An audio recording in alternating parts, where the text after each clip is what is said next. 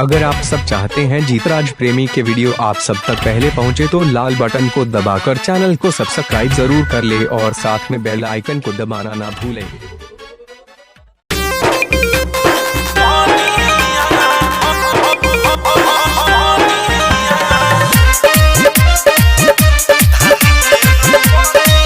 आप सुन रहे हैं अजीतराज प्रेमी के भोजपुरी चटपटे गाने।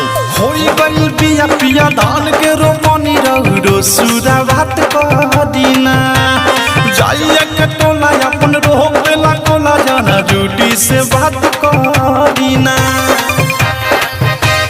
होई गइल पिया पिया धान के रोपनी रहुरो सुरा भात कह दीना जाइया के टोला अपन रोपेला कोला जाना ड्यूटी से बात कह दीना।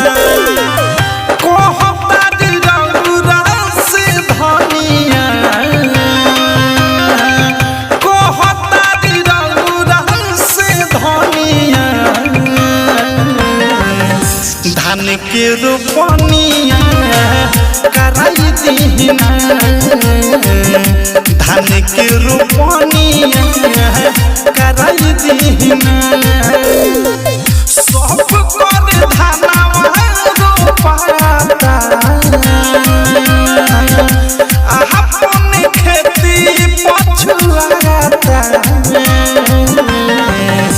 टाइम से बीज वाई दीना धान के रोपनिया कराई दीना।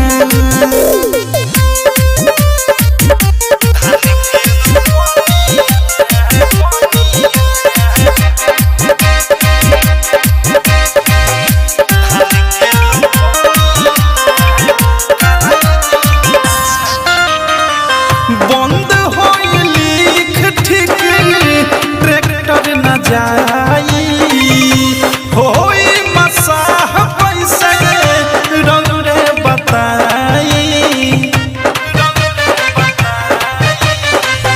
बंद हो लिख ठीक ट्रैक्टर न जाई होई मसाह पैसे रंगरे बताई।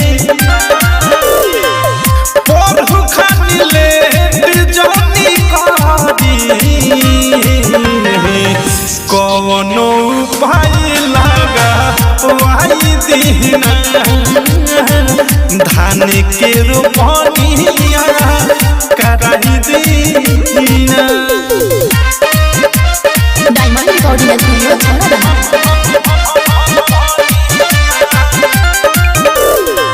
घर लाके धइले पानी 5 बोरा खाद दी लेत बानी बैठल खाली खाना के स्वाद जी खाना के स्वाद राजा घर लाके धइले बानी 5 बोरा खाद जी लेत बानी बैठल खाली खाना के स्वाद जी। राइटर राकेश मानी कहानवा अवधेश के खेत में जाई दीना धान के रोपनिया कराई दीना। अगर आप सब चाहते हैं जीतराज प्रेमी का नए वीडियो देखना चाहते हैं तो हमारी चैनल पर जाइए और नए वीडियो के मजा लीजिए और अच्छा लगे तो एक लाइक जरूर कीजिए और साथ में जितने भी दोस्त हैं सबको शेयर कीजिए।